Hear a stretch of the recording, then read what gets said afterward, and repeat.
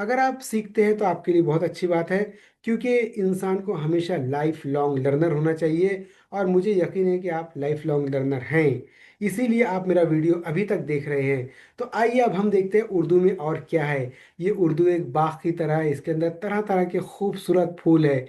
आइए अब हम इसमें बहुत ही जो उर्दू अदब की जो जान है हम देखते हैं।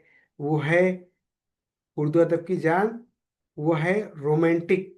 उर्दू में जो गज़ल होती है रोमांटिक भी होती है, रियलिस्टिक भी होती है।